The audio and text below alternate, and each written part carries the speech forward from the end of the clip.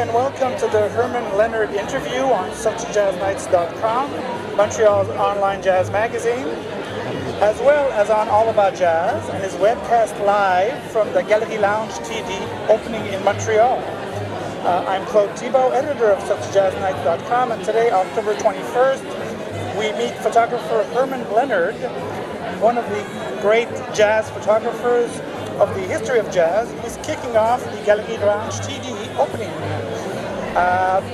The exhibition that you are presenting here, we're talking about 50 photographies that were taken from 1948 to 2009, which will be running till February 7th. So, hi Herman, and welcome to Montreal. Thank you very much. Yeah. I'm absolutely delighted to be here. And we're very happy to have you. Tell me, how were you drawn to jazz music and musicians at first? What led you to that? I grew up in a family that played a lot of Bach and Beethoven and Brahms. And it never moved me when I was 7 or 8 or 9 years old. But one day on the radio, which is all we had, I heard Louis Armstrong. And he did a song called, what was it, Straighten Up and Fly Right? Or another one where he said, move all the buildings and let me by. I'm as high as the sky. Move all the buildings. But there was a foot-tapping rhythm. It was a happy music. Not at all like Brahms. And I said, yes, I like this. And I continued to like it until today. Not until today, but continuing today. Ongoing. Could you tell me a little bit about these 50 photographs that are here? And I know that's a tricky one because each photograph has got a story, but can you describe this group of 50 photographs and what they represent? These pictures represent what I saw and experienced when I had opportunity to go into the nightclubs or into the recording sessions, which were even more fascinating. From when I started being able to do it in 1948, because I came out of my university, Ohio University, the only place that gave a degree in photography in America, and in 1947, and in 48, New York, wonderful. The club owners let me come in, shoot rehearsals. I gave them the photos. We established friendships, and I just couldn't stop. And it's continuing for today. I've tried in all of this work to capture the atmosphere and the ambiance that existed in those clubs in those days. There's a lot of smoke. Today, there's no smoke. And frankly, today, I don't even want to shoot in those clubs because the smoke, if you take one of my pictures with a lot of smoke in it and you put your hand over the smoke, what have you got? You got a picture of a musician sitting there or playing. But with the smoke, there's an added movement, an added feeling of ambiance. I use that word again. That is so important to me. And I don't smoke. I never smoke. I don't understand how I am not sick today from absorbing all the smoke that was in the club every night. But fortunately, I'm not.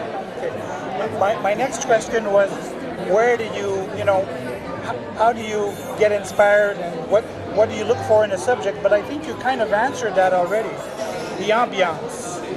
Yeah, well, it depends on what you want to preserve in your portfolio or your diary.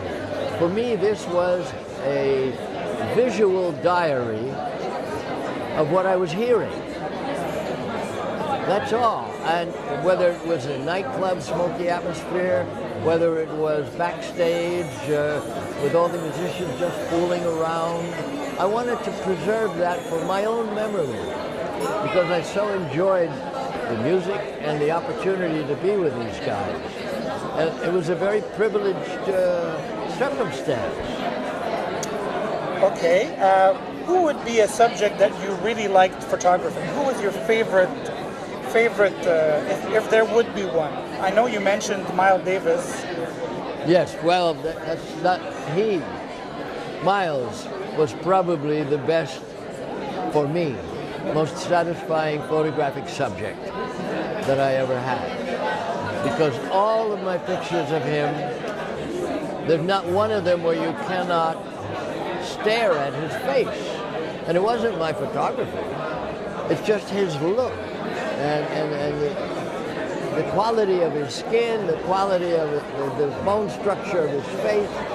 He was like a Nubian prince. He was beautiful. Photographically, that's very satisfying. So he, yes, in retrospect, he was much more interesting to photograph than Albert Einstein. I understand. And then at the other end of the spectrum, who would be the artist that was the trickiest, or was, you know, the character?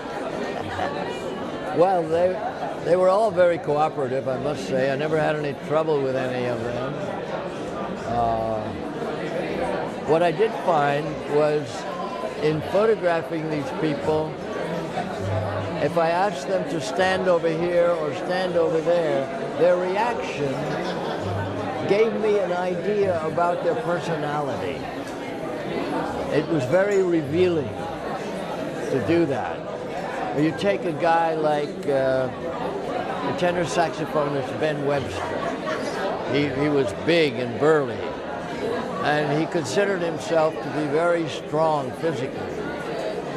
And I was backstage, and that night, the great boxer Joe Louis came into the club and came backstage.